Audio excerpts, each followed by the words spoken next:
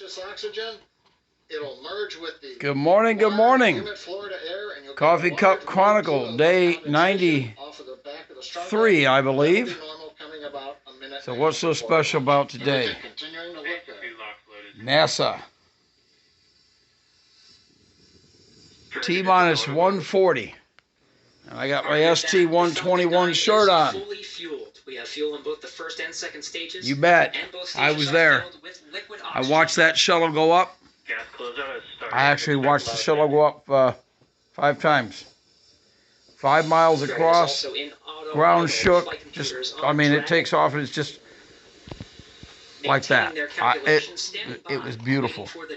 Anyway, we are at T1 minute and 10 seconds counting. So, the 1 minute mark, Dragon will transition to you know, it's countdown. become so complacent, it's not even on national TV. We'll be talking to You know, remember when it used to be when we were kids? Well, for you guys, you know, 55 years and older. Everybody was watching it. Didn't matter what time. We actually watched the shuttle go up on July 4th. It was absolutely beautiful. I mean, if you've not been down to NASA, Cape Canaveral, Cape Kennedy, whatever they're calling it now, Tuttlesville, Florida, is fantastic. You know, you guys, you got to be adventurous. You got to go see a launch. I'm so glad that I got to go. Wow, the first time I ever watched one, I watched it from Tampa. You could barely see it, but I have a picture of a 747 taking off at the Tampa airport in the foreground and the rockets going off in the background. Here you go. 4, 3, Look. 2, 1, 0. Mission. And liftoff. Got one Endeavour launches. To see that in real life, like right about now, this is what would happen if you were there. International Space Station. Vehicle is pitching downrange. 9 Merlin engines. The ground literally shakes.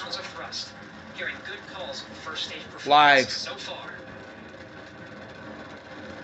Isn't that beautiful? Oh my gosh. Folks, what I've seen in my time, I'm 64 years old. The technology. This. The phone. I mean, I remember having a little flip phone, remember? And I would look at my daughter and go, I'd flip over with my thumb. Beam me up, Scotty. Oh, Jen used to get so mad at me. Dad! You know what? I mean, I'm sorry, but that's just gorgeous.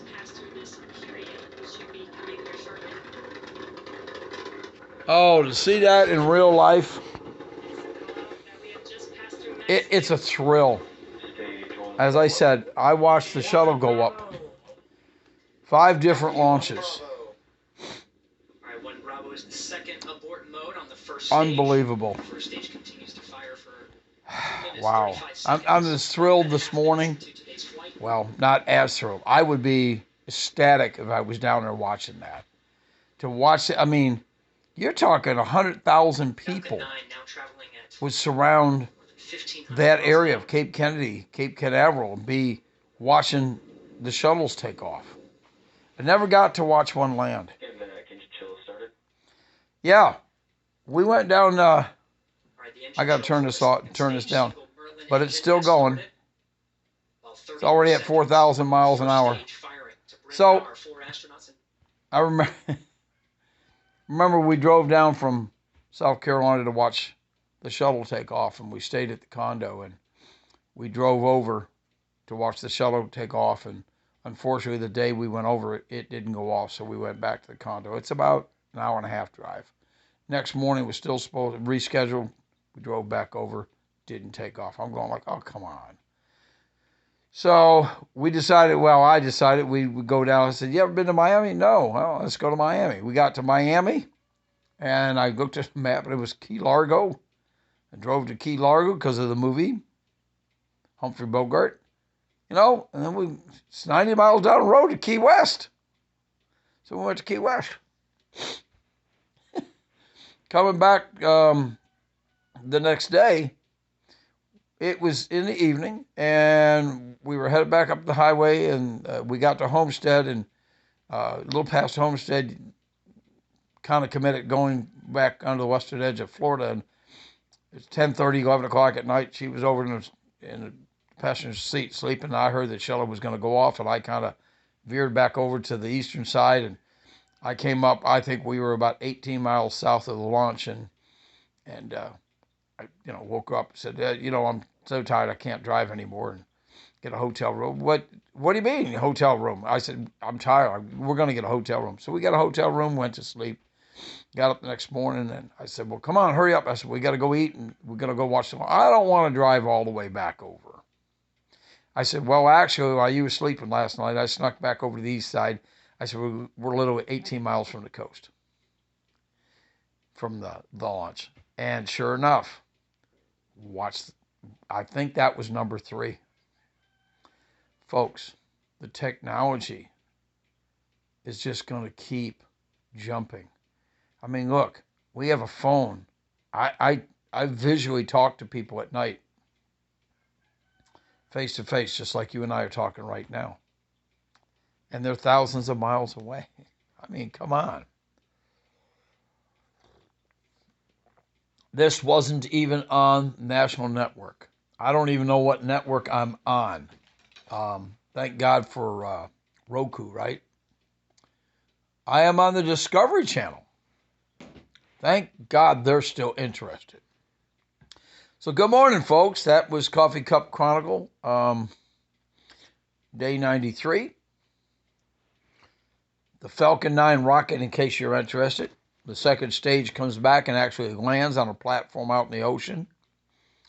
The capsule they're in, there's 4 on board today from 3 different countries.